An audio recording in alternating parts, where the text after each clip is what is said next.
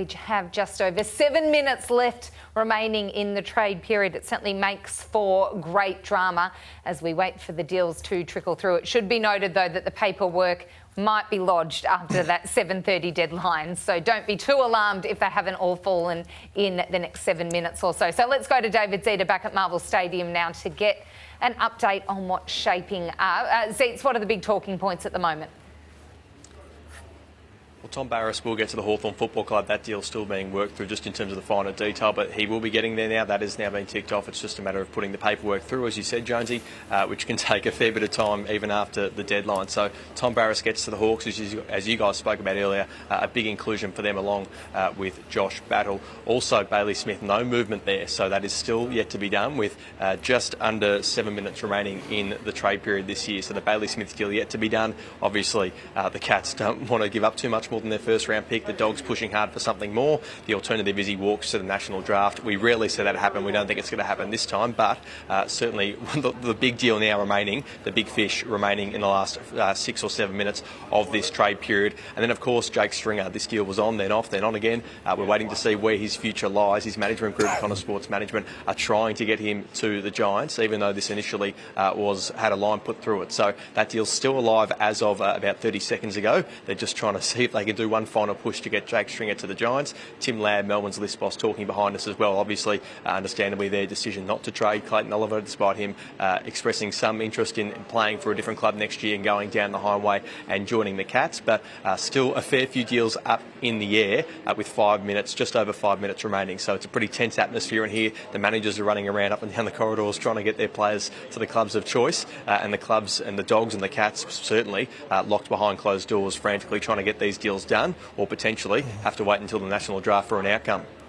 Entertaining stuff, thank you, Zeets. It's been that kind of year, wasn't it? We had to wait to the very last quarter of the very last game to find out who was playing finals, and now we're waiting for the last 5 minutes to find out where all these players are landing. You've got some more details on Jake Stringer, Ralphie. Yeah, so Jake Stringer would be pick 53, so a single pick that what GWS would accept, and I think that's still very likely, again, and we can't be categoric, but more likely to happen. So Caleb Daniel, now he has basically never requested a trade to North Melbourne, but now he's suggesting very strongly, I want to get to North Melbourne, I want to play under Alistair Clarkson. So that deal right now would be the Roos giving up pick 25 and getting back 48. There's still some haggling on that one. Now, James Peatling now is an Adelaide Crow, so he gets there for the Crows' future second pick. GWS gets, so Peatling, a future third and future fourth back, so basically a little bit less than a future second rounder for Peatling into the Adelaide midfield. Adelaide's Xavier O'Halloran, will stay at GWS. And we tell you what that Hawthorn deal is for Tom Barrass. So the Hawks give up their future first, second and third rounder.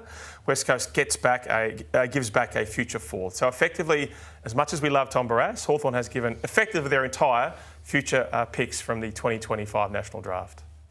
So that's massive. And Bailey Smith. So we're still, a couple of minutes away. So the question for you now is pick 17. I think it's quite obvious now to the Western Bulldogs that he will get to Geelong. Whether it's for pick 17 or whether it's through the national draft, he is aware of that fact. It's not ideal for him. What are you doing now if you're Sam Power and you're thinking, can I try and hold out for, let's say, a future second or a third? Or are you just saying, just cut and run? Get pick 17 for a player. I know it's unders, but I just got to get something for a bloke in an elite draft. They'll take pick 17 in the end. We sort of know what's going to happen, and all credit to them for staying strong to this point, but you can only be so strong, Joey. You've got to buckle at some stage. We know he's good, Sam Power, but at some point you can't. You're going to risk letting him go for nothing. Pick 17 in this draft. He's a really strong player, so you can't just let him walk through to the national draft to try and win on merit. Eventually they're going to blink and get the deal done. So Caleb Daniel has been traded to North Melbourne for pick 25. So here's why you do the deal for pick 17. You're saying it's unders. We just got Caleb Daniel, a 28-year-old who played 8 VFL games and was the sub 7 times for pick 25. And so that is overs. You take overs for one, unders for another. Kingy, what do you think? Again, North Melbourne forced to pay more than they would like to for a player who is very handy, is an All-Australian, but maybe the best football is behind him. It seems high to me. In this draft, it seems really high. Is the club desperate for this sort of player? Are they a game-changing player? I would say he's a significant upside on Luke McDonald. I would say that he's a significant upside on Zach Fisher, who they gave a 4-year deal with a 5th-year trigger. Now, does that mean you're giving up 25? I think some North fans would say, we love this bloke. He used the ball out of the back line very well. We don't have anyone else there apart from Colby McKercher who can do that. And so I understand it's a lot. You've had a lot of draft picks. You've tried and failed with some of those. 28. He's 28 and he's got, let's face it, maybe 100 good games ahead of him. So it's a lot to pay, but they've got to get going sometime, don't they? And this is part of that strategy.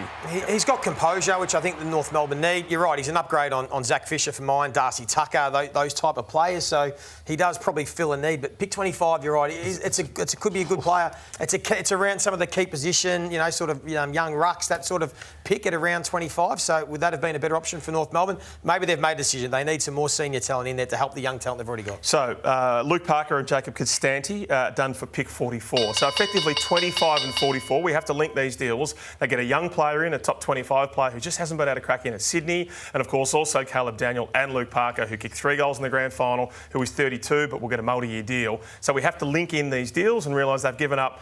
Yes, they have picked 2, which they might be able to split for a couple of early selections. So 25 and 44 for Constanti, Luke Parker and also Caleb Daniel. I'll give you some names from last year's trade period that were traded for 3rd round pick or higher. Pick 45 plus. Harms, Fullerton, Tyler Brockman, Biggie Newen, Paddy Dow, Caulfield, Soldo, Sweet, Kaczynski, Billings. They do nothing to your football club. So if you're expecting to get a gem for trading a 3rd round pick, you're kidding yourself.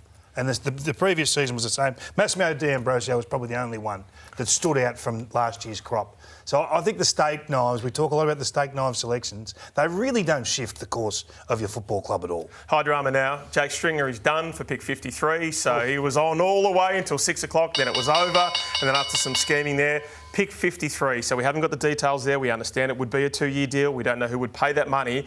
But after all the dramas and after all the wacky Wednesday scenarios, which might have derailed this deal, Brad Scott will be a happy man because I don't think he ever wanted Jake Stringer on his list in 2025. Yeah. Bailey Smith has just been done too. Wow. Big 5 minutes. They're all... that bell's starting to get annoying. In the last 3 minutes than we had in a week and a half, Joey. Yeah, that's right. No, well, the Bailey Smith one we felt was always going to get done, and that's probably, we'll find out in a minute. But Geelong get their man. They've been on him for 12, 18 months, really. It's been a long process, and they're going to add him in that midfield with Holmes and Tanner Bruin. It's going to be pretty exciting. Can I just say, this is the first time I've seen Essendon follow through on some tough calls. This is probably the strongest statement they've made in terms of setting standards and cultural shift of this football club for years. So credit to them for forcing the issue in the end. So Bailey Smith is done. He finds his way to Geelong. And Jackson McRae has just been done as well for pick, I think it's 47 there. So the Western Bulldogs, in that peak window there, and they've lost Bailey Smith. And they've lost a couple of their All-Australians there. It is it's a significant move there.